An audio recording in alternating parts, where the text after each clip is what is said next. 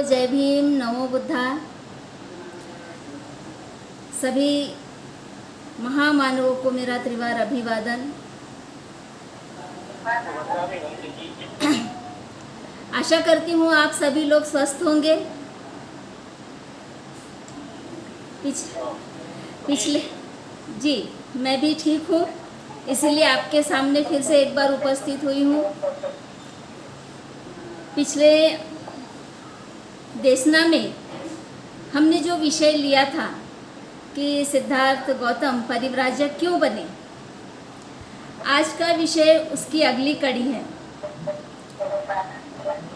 हम उस देशना में इस मुद्दे तक पहुँचे थे कि सिद्धार्थ गौतम को ये लगा कि दो राज्यों में कभी कभी युद्ध होता है, लेकिन समाज में जो वर्ग संघर्ष है वो लगातार देखने को मिलता है। परिवार में जो लड़ाई झगड़े हैं वो रोज देखने को मिलते हैं, और इस तरह की जो समस्याएं हैं समाज और परिवार में, इसके कारणों को खोजा जाना बहुत आवश्यक है और इन्हें दूर करने के उपाय करना आवश्यक है, ऐसा सिद्धार्थ गौतम को लगा। इसलिए उन्होंने घर जाने का निर्णय नहीं लिया। अपने माइक बंद करवाना है। किसी का माइक चालू है?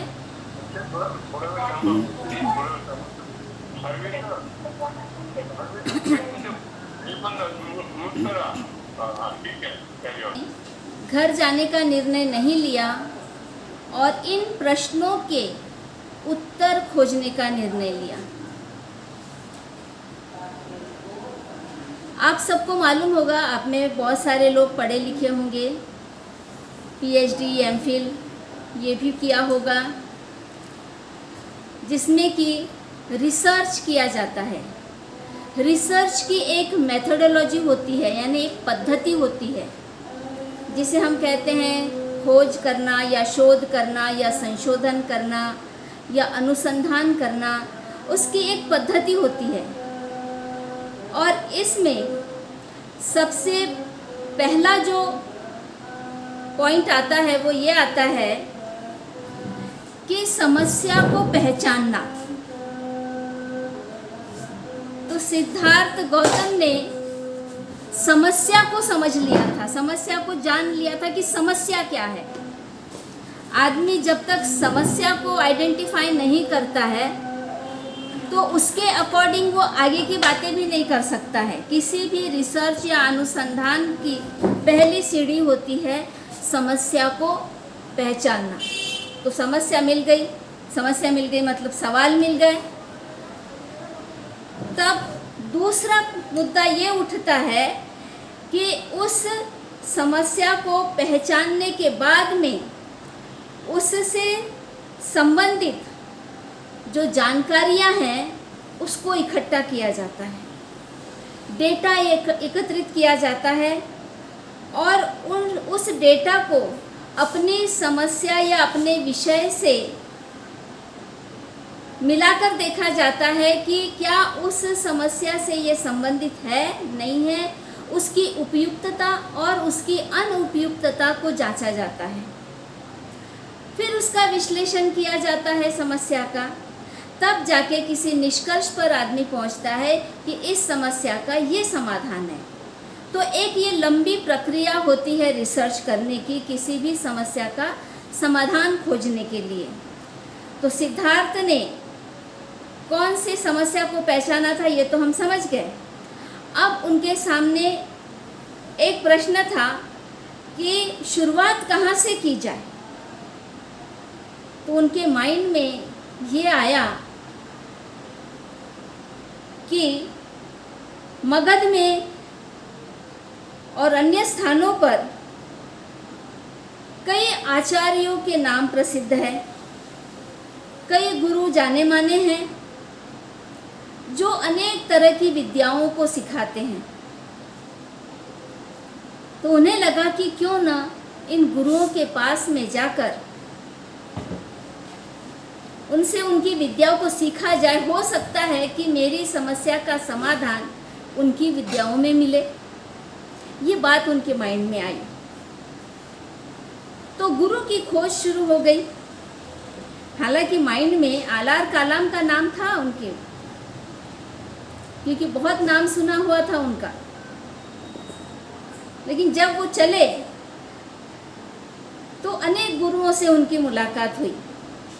राजगृह से जब वो निकले तो यहाँ पर हम देखते हैं कि जब हम रिसर्च करते हैं तो हम एक मार्गदर्शक चुनते हैं, एक गुरु चुनते हैं। आज की भाषा में हम उसे कहते हैं कि हमारे विषय का HOD या हमारे विषय का मार्गदर्शक। इस तरह से आधुनिक समय में इस नाम को इस्तेमाल करते हैं।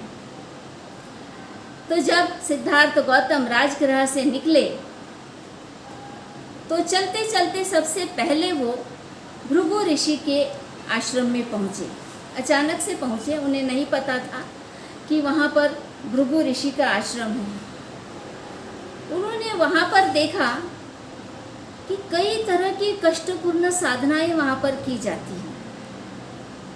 भृगु ऋषि से वो मिले, उन्होंने अपनी विद्याओं के बारे में, अपनी तपस्याओं के बारे में उन्हें बहुत सी बातें बताई। सिद्धार्थ ने देखा कि वहाँ पर कुछ लोग जो तपस्या कर रहे थे तो वो बहुत ही अल्प आहार ग्रहण करते थे। कोई सिर्फ पानी में उत्पन्न होने वाले खाद्य पदार्थ लेता था, कोई सिर्फ कंदमूल खाता था, कोई सिर्फ फलाहार करता था। कुछ लोग तो कुछ दाने चुगकर खाते थे और कुछ केवल घास चरते थे। कुछ लोग निरंतर पानी में ध्यान साधना करते रहते थे। कुछ लोग अपनी जटाओं को पानी में डुबाए रहते थे और फिर उन जटाओं से, भीगी जटाओं से वो अग्नि को अर्घ्य करते थे। कुछ लोग जो पानी में तपस्या करते थे तो उन्हें पानी में के जीव जंतु भी काटते थे, उन्हें कष्ट पहुंचाते थे, उन्हें नोचते थे, उनके मांस को नोचते थे। और ये ऐसी तपस्याएं थी कि जिसमें शरीर को बहुत अधिक कष्ट होता था। इस पर सिद्धार्थ गौतम क्या प्रतिक्रिया देते हैं? वो कहते हैं, मेरी समझ में तुम्हारा यह तपस्या क्रम नहीं आता। सबसे पहले तो उन्होंने यही प्रतिक्रिया दी कि तुम्हारी ये जो तपस्या करने का तरीका है या जो क्रम है, ये मेरी कुछ समझ में नहीं आता। वो कहते हैं, मेरी इच्छा तो है संसार के दुख के मूल कारण और उसे दूर करने के उपायों को खोजना। वहाँ स्पष्ट रूप से सिद्धार्थ बताते हैं कि वे स्वतः क्या चाहते हैं, दुनिया में जो दुख है, जो समस्याएं हैं, उनके कारण क्या है और उन्हें दूर करने का क्या उपाय हो सकता है, ये वो खोजना चाहते हैं। अब वो उनसे पूछते हैं कि तुम लोग इस तरह की साधना क्यों कर रहे हो, इस तरह की कष्टपूर्ण तपस्या क्यों कर रहे हो? तो आगे से जवाब आता है कि हम स्वर्ग प्राप्ति या मोक्ष प्राप्ति के लिए कर रहे हैं। और उनकी ये मान्यता होती है कि जितना अधिक शरीर को कष्ट देंगे उतना ही ये निश्चित होगा कि उन्हें स्वर्ग की प्राप्ति होगी। सिद्धार्थ कहते हैं, मुझे तो मृत्यु के बाद स्वर्ग की कामना की कोई अभिलाषा नहीं है। मैं तो इस जीवन में जीते जी इंसान कैसे सुखी हो सकता है, वो खोजना चाहता हूँ। इसलिए वो वहाँ पर कुछ भी अभ्यास नहीं करते हैं, वहाँ रुकते नहीं हैं, लेकिन बड़े प्यार से, बड़े आदर के साथ उनसे विदा लेते हैं, सम्मान के साथ खुशी खुशी वहाँ से विदा होते हैं। कि मैं जो चाहता हूँ शायद वो यहाँ नहीं है, यहाँ मुझे नहीं मिले, कृपया भंते। अच्छा, इस तरह से वो वहाँ से विदा होते हैं। इसमें एक पॉइंट आप नोट कीजिए कि हम जब किसी गुरु से मिलते हैं, वो अपने अपने विषय के ज्ञाता होते हैं, विद्वान होते हैं। हो सकता है कि उनका ज्ञान हमारे काम का न हो। इसका मतलब ये नहीं है कि हम उनका आदर न करें, उनको सम्मानित न करें, उन्हें बुरा भला कहे। ऐसा नहीं होना चाहिए। सिद्धार्थ के इस प्रसंग से हमें ये प्रेरणा मिलती है कि किसी भी गुरु का हमने आदर सम्मान करना चाहिए। हाँ, गुरु बदलने का या गुरु से विदा लेने का या नया गुरु अपने उपयुक्त जो गुरु होगा उसे खोजने का हमें पूरा अधिकार है। लेकिन आजकल हम देखते हैं, मैं बीच बीच में इन बातों को आज की प्रासंगिकता से भी जोड़ना चाहती हूँ कि आज के समय में ये देखा जाता है कि किसी ने किसी को गुरु बनाया है तो आजीवन उसका वो भक्त हो जाता है। अन्य गुरुओं से वो मिलना नहीं चाहते, उन्हें सुनना नहीं चाहते, या फिर उनकी बुराई में लग जाते हैं। ऐसा भी देखा जाता है। ये मेरा गुरु है तो मेरा ही गुरु श्रेष्ठ है, इस तरह की भावनाएं उनमें पनपती है, जो कि नहीं होनी चाहिए। अभी यहाँ भृगु ऋषि के आश्रम में सिद्धार्थ गौतम ने जो देखा, उन्हें लगा कि इनका जो उद्देश्य है इन तपस्या करने का, वो मेरा उद्देश्य नहीं है, शायद ये मेरे काम का नहीं है। इसके बावजूद वो उन्हें बड़े सम्मान के साथ बात करते हैं कि ये मैं जो चाहता हूँ यहाँ नहीं है, मैं यहाँ से विदा चाहता हूँ, और वो आगे के लिए निकल पड़ते हैं। वो ये भी बताते हैं कि उनकी इच्छा आलार कालाम से मिलने की है।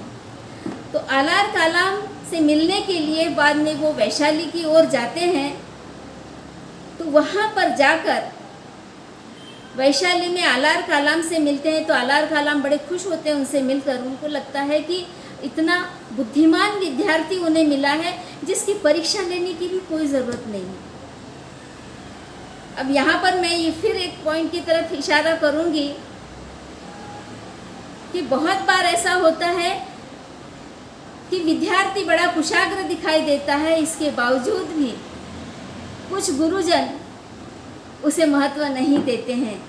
कई हमने ऐसे कुशाग्र विद्यार्थियों को देखा है जिन्हें पीएचडी में एडमिशन नहीं मिलता है, या फिर मार्गदर्शक उन्हें पास नहीं करते हैं। आज के समस्याओं पर भी मैं थोड़ी थोड़ी रोशनी डालूंगी, जिस पर आपको चिंतन करने की बहुत ज़रूरत है।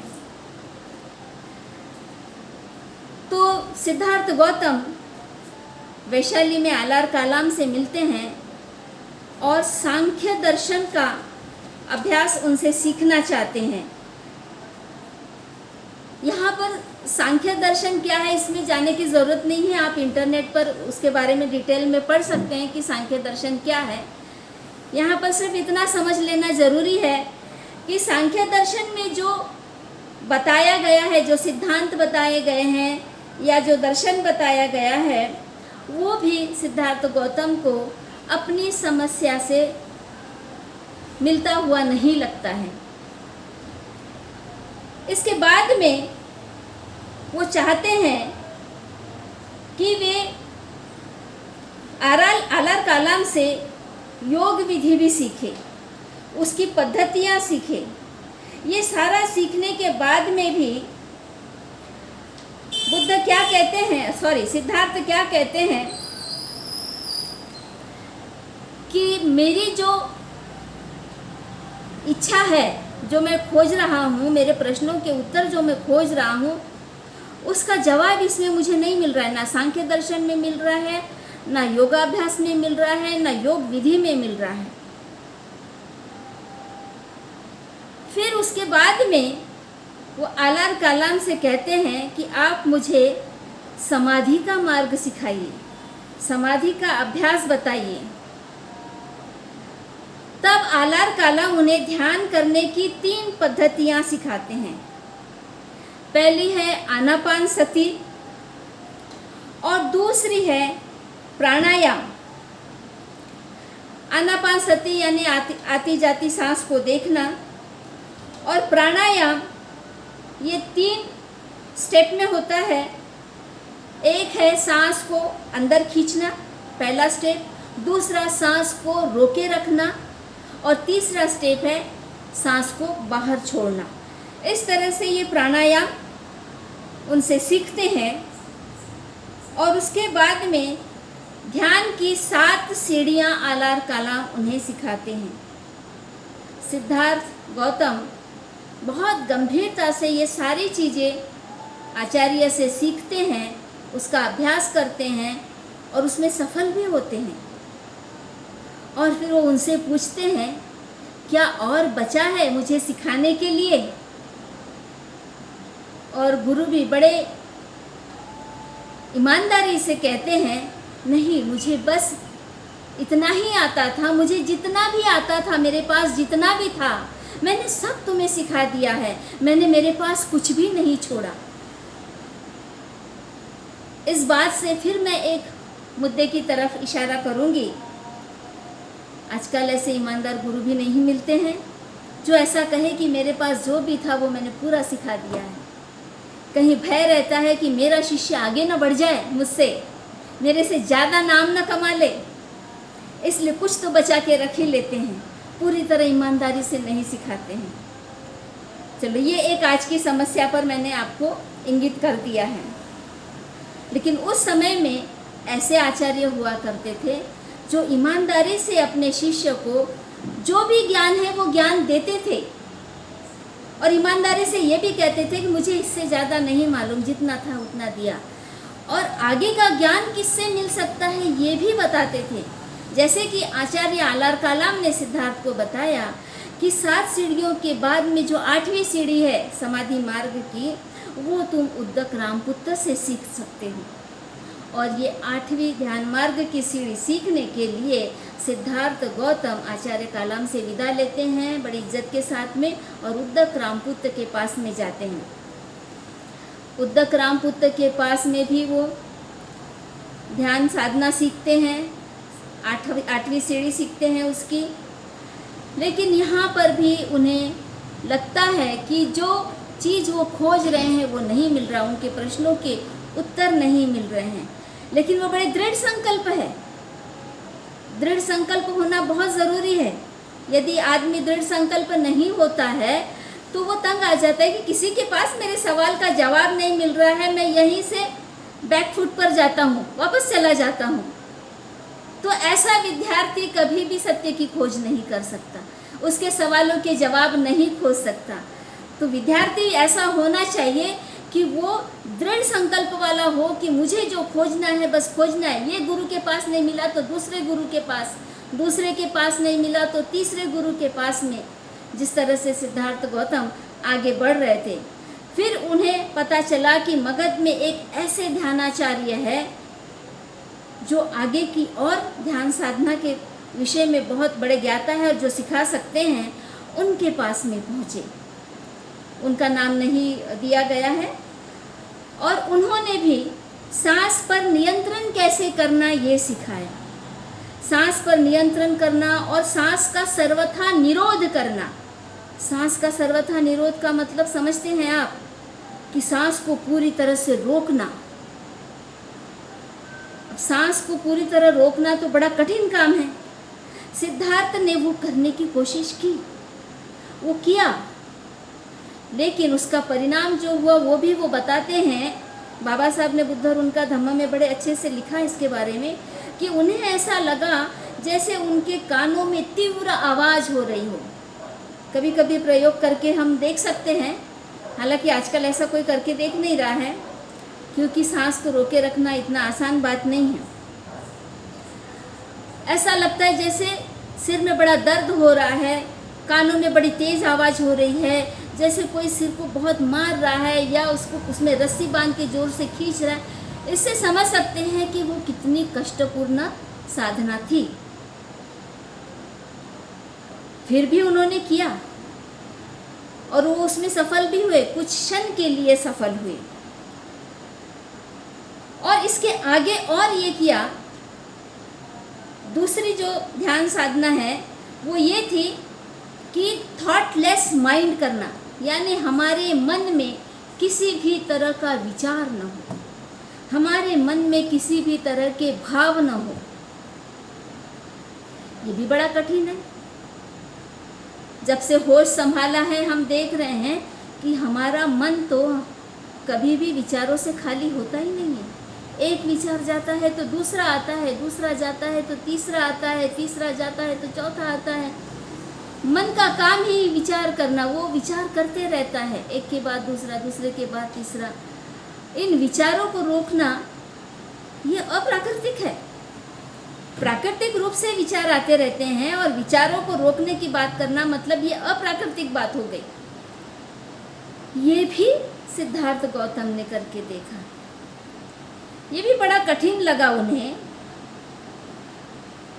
वो कहते हैं फाइनली वो इसका सबका परीक्षण करते हैं और इस पर फीडबैक देते हैं, अपनी प्रतिक्रिया देते हैं कि कहते हैं कि कुछ समय के लिए ये बड़ा अच्छा लगता है, थोड़े समय के लिए अच्छा लगता है, लेकिन जैसे ही वापस आते हैं साधना से, जैसे ही वापस आते हैं फिर वही सवाल मन में आ जाते हैं, फिर वही सवाल मन को घेर लेते हैं कि ये कैसे होता है, ये क्यों होता है और इसको कैसे ठीक किया जा सकता है।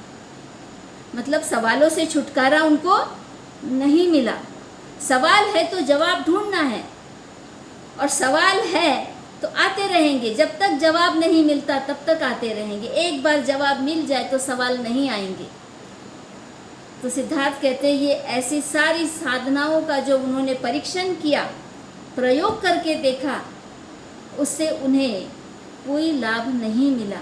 वह सिर्फ थोड़ी देर के लिए उन्हें अच्छा लगता था, लेकिन जैसे ही वो होश में आते थे, बाहर आते थे साधना से, तो उन्हें फिर वही लगता था कि समाज में जो वर्ग संघर्ष है, परिवारों में जो रिश्ते नातों के बीच लड़ाई झगड़े हैं, इसके क्या कारण हैं और इन्हें दूर करने का क्या उपाय किया जा सकता है।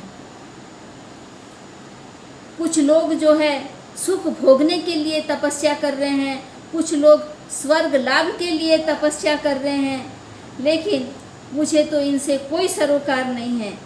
सुख तो उन्होंने बहुत देखा था अपने परिवार में, अपने घर में, लेकिन जो दुख देखा था वह राजनीतिक दुख था, सामाजिक दुख था, और लोगों का दुख देखा था। उस दुख को दूर करना वो चाहते थे। और वो कहते हैं कि लोग सुख के लिए तपस्या करते हैं, लेकिन दुख के गड्ढे में जा गिरते हैं।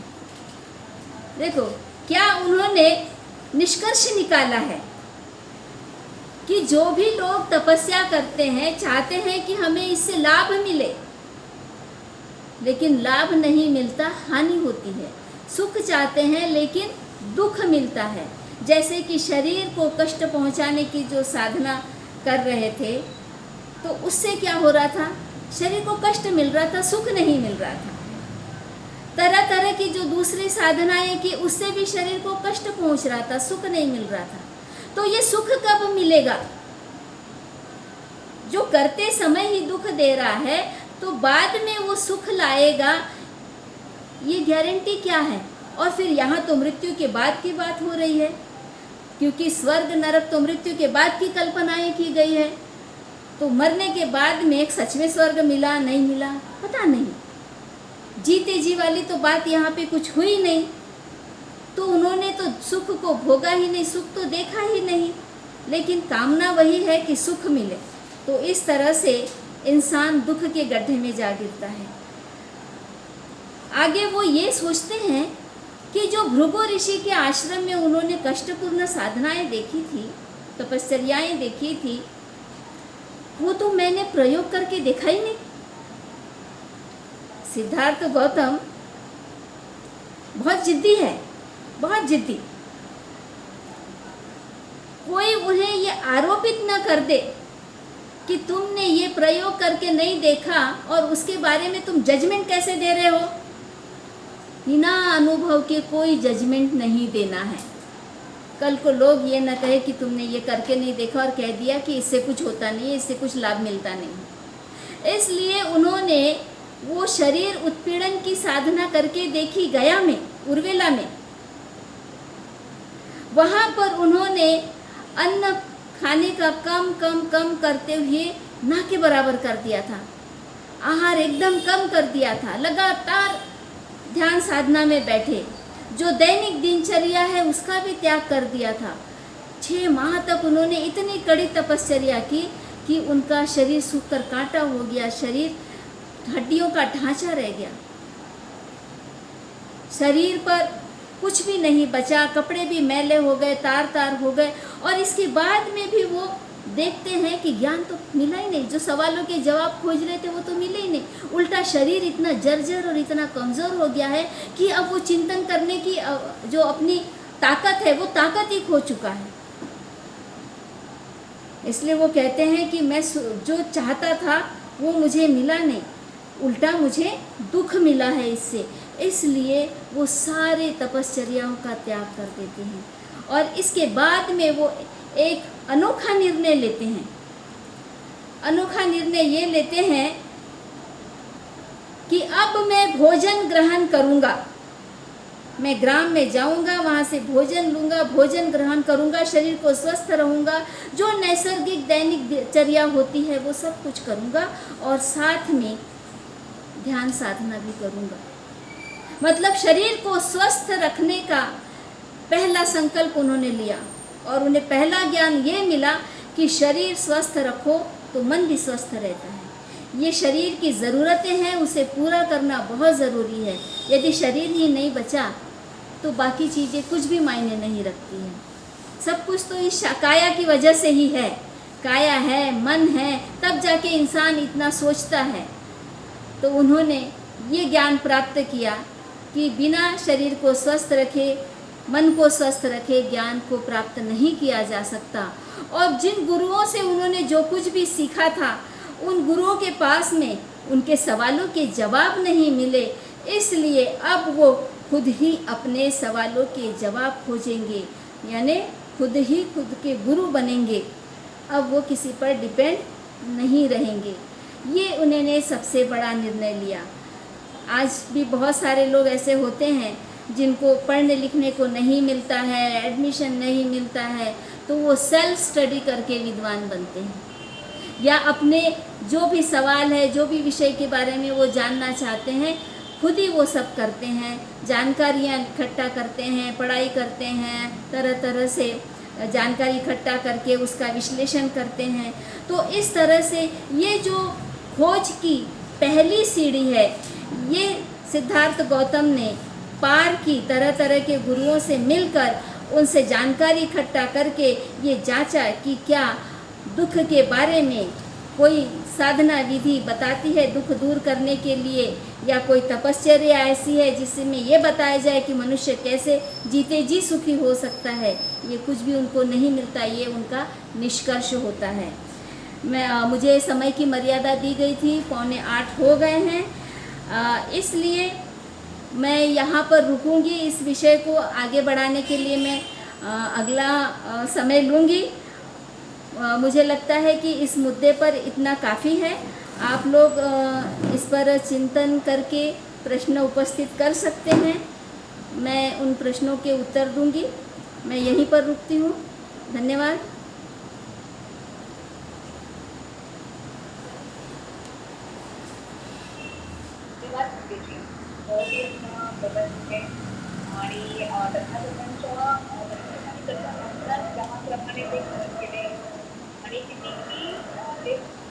कठीण प्रसंगाला त्यांना समोर जावं लागतं, ते आपल्याला त्यांनी केलेलं आहे, त्याच्यातून ते काम करतो. तर त्यांनी प्रयत्नामध्ये घेतलेला आहे. तर त्याच्यावरून तुम्ही तुम्हाला सांगायचं असेल, याच्यावर प्रश्न असतील तर प्रत्येकाने मांडावी, मी तुम्हाला सर्वांना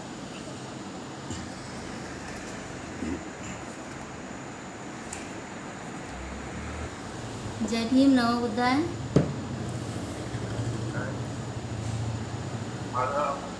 मेरा सवाल ये है जी भगवान जब मार्च आक्रमण किया तो प्रवर्तक किसके पास थे? आप फिर से दोहराएंगे प्रश्न प्लीज। तथागत ने हम्म। जब मार्च आक्रमण किया, मार्गक्रमण किया। निष्क्रमण किया ना अच्छा बाहर निकले, अच्छा, निष्क्रमण किया। तो प्रवर्तक किसके पास लिया? प्रवज्जा किसके पास? ये हम पिछले देशना में हमने बात की थी इसके ऊपर में। तो कपिल वस्तु में भी एक भृगु नाम के आचार्य थे, जो बुद्ध और उनका धम्म में जो संदर्भ दिया है उसके आधार पर मैं कह रही हूँ कि कपिल वस्तु में भी एक भृगु नाम के आचार्य ऋषि मुनि रहते थे, उनका एक आश्रम था।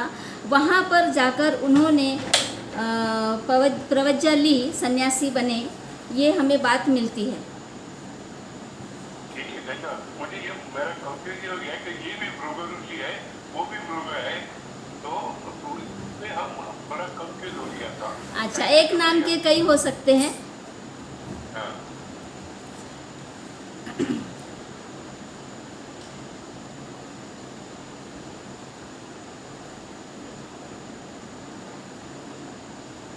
अजून कोणाला काही मनोगत आपलं व्यक्त करायचं असेल तर कृपया व्यक्त करावे. हेलो जी सर। हेलो हाँ बोलिए सर। हाँ मतलब मैं संजय रामाजी बोल रहा हूँ कल्याण से। जय भीम, नमो बुद्धाय। बोलिए सर। बहुत अच्छा था, बहुत अच्छा। मैं यही कहना चाहता हूँ कि अभी हमारे लोगों में और बोलने के लिए बहुत बड़ी ज़्यादा से ज़्यादा प्रभावित हो, जो घर में कार्यक्रम करें, बुद्धिज्म को अपने बच्चों को सिखाए, इसके लिए हम और क्या कोशिश कर सकते हैं? अच्छा, आपका सवाल विषय को लेकर नहीं है, लेकिन आज की वर्तमान परिस्थितियों को लेकर है। जी जी, मतलब क्या हम और क्या जी। हम कोशिश कर रहे हैं कि ये भी अपनी कोशिश अब जुड़े हुए हैं, और क्या कर सकते हैं जिससे कि सब लोग इसमें जुड़ मुझे जाएं? लगता है, हाँ सर, मुझे लगता है कि हम जितने भी प्रोग्राम देखते हैं, धम्मा के प्रोग्राम देखते हैं, विहारों में देखते हैं, बड़े बड़े धम्म परिषद भी देखते हैं, तो एक बात अक्सर नोटिस करती हूँ मैं, मोस्टली मुझे दिखाई देता है कि जो पढ़ने लिखने वाला युवा वर्ग है वो इस तरफ आकर्षित नहीं होता है, नहीं आता है, या फिर युवा वर्ग ने अपने आप को अलग किया हुआ है और उनके अलग प्रोग्राम चल रहे हैं। ऐसा नहीं है कि युवा वर्ग बिल्कुल जागरूक नहीं है, वो अपने अलग प्रोग्राम कर रहे हैं, ये भी दिखाई देता है। अम्बेडकरिज्म को लेकर, बुद्धिज़्म को लेकर वो भी काम कर रहे हैं। लेकिन जिस तरह से हमारे विहारों में प्रोग्राम हो रहे हैं, हमारे परिषदों में प्रोग्राम हो रहे हैं, जिसे कि हम धम्म का प्रोग्राम कहते हैं, इसमें हमें युवा वर्ग कम दिखाई देता है। तो इसके कारणों को खोजना चाहिए, और कारणों को खोजने के लिए हमें एक ऐसी बैठक बुलानी चाहिए, जगह जगह पर युवाओं के साथ में हमने बैठक लेनी चाहिए, और उसमें ये चर्चा होनी चाहिए कि आप बुद्धिज़्म को किस दृष्टिकोण से देखते हैं और क्या चाहते हैं। आप इधर नहीं आते हैं या आपको इसमें क्या कमी नज़र आती है, ये सवाल उनसे करें तो बहुत सारी बातें निकल कर आएगी। हालांकि ये मतलब अमल करना थोड़ा सा मुश्किल हो सकता है, लेकिन जितना मैंने समझा है इस चीज़ को, तो मुझे ऐसा लगा है कि हम विहारों में जो देख रहे हैं या प्रोग्राम्स में जो देख रहे हैं, जो पुराने लोग हैं, वरिष्ठ लोग हैं, वो कहीं ना कहीं पारंपरिक बातों को ज़्यादा तवज्जो दे रहे हैं, समय के साथ परिवर्तनशील नहीं हो रहे हैं, और बहुत सारी जगह पर इतने कमेटी होते हैं, उनके मंडल होते हैं, जिसमें कि युवाओं को वो प्रोत्साहित नहीं करते हैं। पदाधिकारी बने रहते हैं, युवाओं को आगे नहीं करते हैं, रिस्पॉन्सिबिलिटीज़ नहीं देते हैं, और धम्म को भी पारंपरिक नज़रिए से देखते हुए वैसा ही काम सारा करते हैं। तो युवा वर्ग को लगता है कि हम स्कूल कॉलेज में जो पढ़ रहे हैं, विज्ञानवाद पढ़ रहे हैं, वो विज्ञानवाद यहाँ नज़र नहीं आ रहा है। जैसा दूसरे धर्मों में किया जा रहा है कर्मकांड वगैरह, वैसा ही इसमें नज़र आ रहा है, इसमें कुछ अंतर दिखाई नहीं दे रहा है, इसलिए उन्हें इसमें इंटरेस्ट नहीं आता है। और जो बाहर वो समस्याएं फेस करते हैं, अन्य लोगों के साथ में उठते बैठते हैं, तो उनके सवालों के जवाब भी वो दे नहीं पाते हैं कि कैसा धम्म उनके धर्म से अलग है, कैसा बुद्ध ने साइंस बताया है, बुद्ध के विचार कितने सामाजिक आदर्श को लेकर है, नैतिकता को लेकर है, और हर बात को वो किस तरह से सिद्ध कर सकते हैं। तो इस तरह के सवालों के जवाब उनके पास में नहीं होते हैं और वो न्यूनगंड की भावना से ग्रसित हो जाते हैं। तो हमें इस पर बहुत काम करने की ज़रूरत है। आने वाली पीढ़ी को ही धम्म की धुरा आगे लेके जानी है और हमने उनको जोड़ने के लिए इस पर सच में चिंतन मनन करना चाहिए। आप कोशिश कर सकते हैं, जिसके पास में भी जो उपाय हो वो उपाय शेयर करें एक दूसरे को और उस पर काम करना शुरू कर दिए। कॉर्नर मीटिंग्स लेकर भी कर सकते हैं, बस्ती बस्ती में कर सकते हैं, तालुका स्तर पर, गांव स्तर पर भी किया जा सकता है। तब जाके इसका कुछ न कुछ हमें रिजल्ट दिखाई देगा। धन्यवाद, बहुत बहुत धन्यवाद।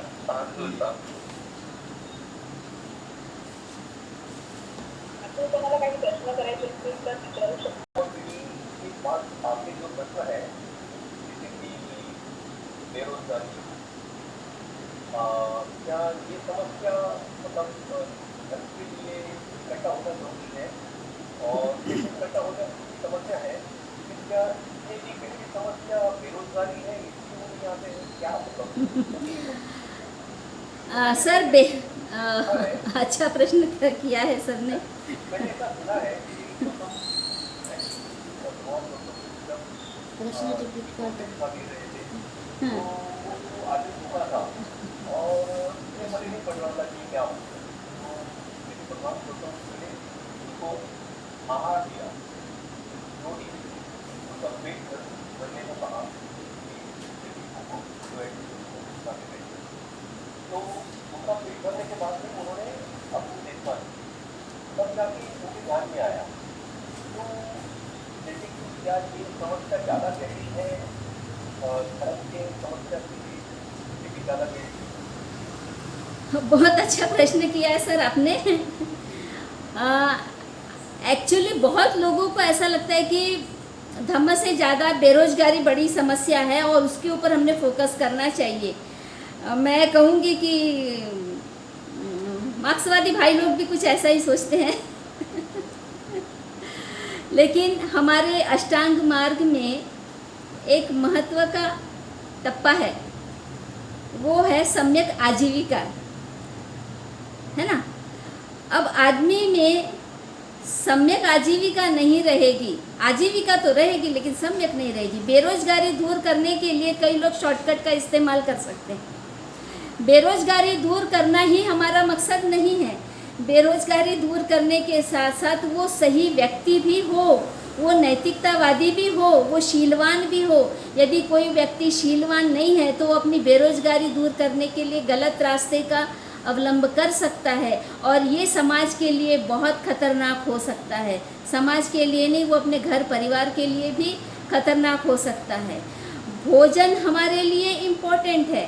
भोजन पाने के लिए हमें धन जुटाना पड़ता है, लेकिन धन को हम सही मार्ग से जुटाएंगे तभी हमारा जीवन सही चलेगा। अन्यथा उसके जो दुष्परिणाम होते हैं वो दुष्परिणाम भोगने के लिए भी हमें तैयार रहना पड़ेगा।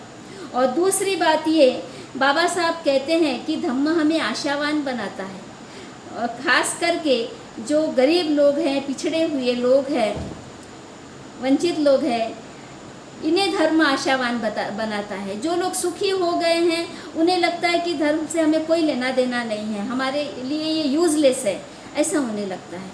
लेकिन धम्म जब रहता है, लोगों को मिलता है, तो वो उन्हें आशावान बनाता है, जीवन के प्रति जीने का उत्साह बढ़ाता है, वो उनमें पॉजिटिवनेस बढ़ाता है कि दुनिया इतनी ख़राब नहीं है या फिर जीवन इतना अमूल्य है, जीवन इतना बेकार नहीं है। इसको हम अपनी मेहनत से, अपनी सूझबूझ से, सही तरीके से सोच समझकर अच्छे से जी सकते हैं। ये बात हमें धम्म सिखाता है। नहीं तो हर दूसरा तीसरा गरीब आदमी बेरोजगारी दूर करने के लिए गलत रास्ता अपनाएगा। जो हमें दिख रहे हैं बड़े बड़े लोग जो क्राइम कर रहे हैं, ये क्या कर रहे हैं, इनके पास बहुत पैसा है, क्राइम करते जा रहे हैं, दूसरों को नुकसान पहुंचा के धन इकट्ठा कर रहे हैं, लेकिन क्या वाकई में वो सुखी है? क्या इंसान का मकसद पैसा कमाना है या इंसान का मकसद सुखी होना है? चॉइस आपकी है। धन मिल सकता है, आराम से मिल सकता है किसी भी रास्ते से, लेकिन सुख मिलना इतना आसान नहीं है धन प्राप्ति के बाद भी। धन्यवाद।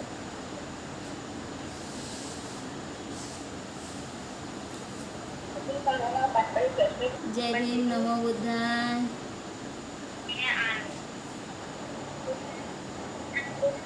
बोला। हॅलो, माझा प्रश्न आवाज समजत नाही आहे। बोलतोय भांडूपूर हां हां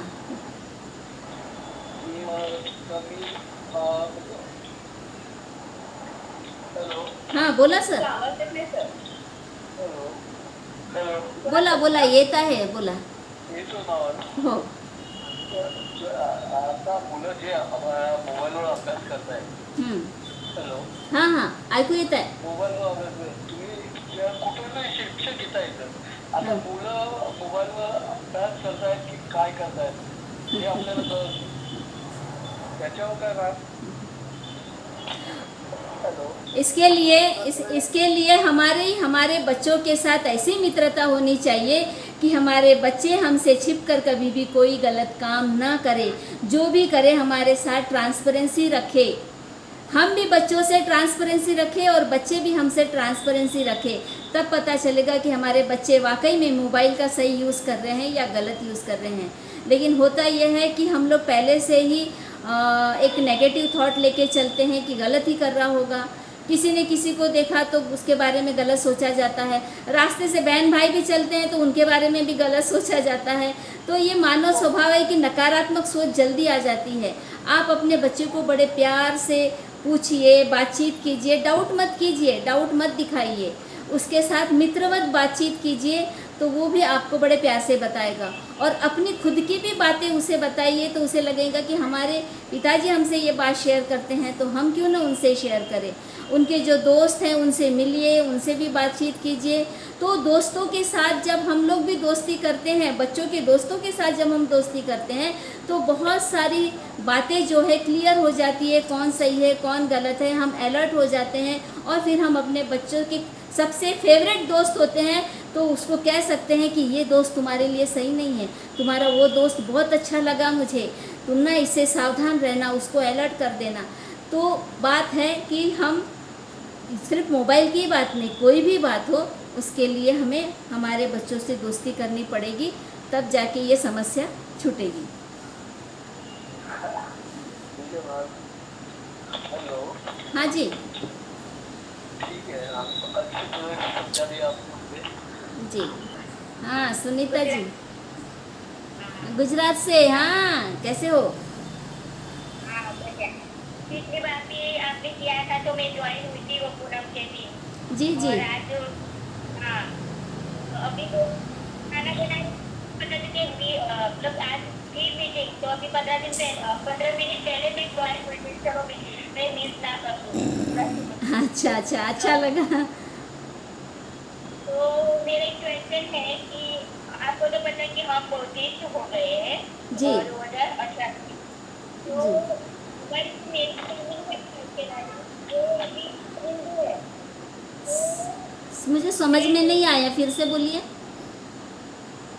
हम बौद्धिस्ट हैं। हाँ हम बौद्धिस्ट हैं, हम हिंदू त्योहार नहीं मनाते, जी। हिंदू विधि भी नहीं करते हैं। हमको पहुंचाना है तो बिल्कुल हमें उनके साथ संपर्क रखना पड़ेगा, लेकिन हमें सम्यक वाणी का प्रयोग करना चाहिए। उनसे बातचीत करते समय उन्हें ऐसा नहीं लगना चाहिए कि हम थोप रहे हैं उनके ऊपर, और जो बात हम उनको बता रहे हैं उसका पहले हमें अच्छे से ज्ञान होना चाहिए। हमें उन्हें वो बात कन्विंसली बताते आना चाहिए, स्पष्ट रूप से बताते आना चाहिए कि ये कितना तार्किक है, कितना वैज्ञानिक है, इसको करने से हमें क्या फ़ायदा हो सकता है। उनके जो बातें हैं उसकी बुराई ना करें, वो अलग बात है। हम क्योंकि हम किसी पर कोई भी चीज़ थोप नहीं सकते, किसी को ज़बरदस्ती नहीं कर सकते, इसलिए हमने बहुत सावधानी पूर्वक अपनी बात को उनके सामने रखना चाहिए। नहीं तो क्या होगा कि आप ये उनको बुद्धिज़्म बताने के लिए ये बता रहे हो और कहीं आपका रिश्ता ही ना खराब हो जाए, आप एक दूसरे से दूर न हो जाए, तो ये गलत परिणाम आ जाएगा। यदि आपको वो बात समझानी नहीं आती है तो उस समय आपको चुप रहना ही सही है। समझ रहे हैं? चुप रहना चाहिए। तो मैंने एक ये धम्म का प्रचार भी किया कि नहीं हमारे धर्म में ऐसा है। ये हमारा तुम्हारा बोलना ही नहीं है। धम्म हमारा नहीं, बुद्ध ने बताया हुआ धम्म है, वो बुद्ध का धम्म है और वो दुनिया के सभी मनुष्यों के लिए है। सभी मनुष्य के लिए है, मगर सब लोग एक्सेप्ट नहीं करते ना। हाँ, तो उनको नहीं समझ में आ रहा ना। सभी लोग थोड़ी समझदार होते हैं। 10 लोग 10 तरह के मिलेंगे। किसी को जल्दी समझ में आता है, किसी को देरी से समझ में आता है, किसी को बिल्कुल समझ में नहीं आता है। सबका ग्रास्पिंग पावर अलग अलग है, उसके लिए टेंशन नहीं लेना चाहिए। बुद्ध ने क्या कहा कि मैं मार्गदाता हूँ, मैं रास्ता बता रहा हूँ, आप चलोगे तो पहुँचोगे और नहीं चलोगे तो जहाँ वहीं रहोगे, है ना। ये उनके कर्मों का फल होगा। हम चलेंगे तो हमें हमारे कर्म का फल मिलेगा। बहुत सरल भाषा है ना। अपना काम है प्यार से बताना, नहीं सुनते हैं तो छोड़ देना, टेंशन नहीं लेना। ठीक।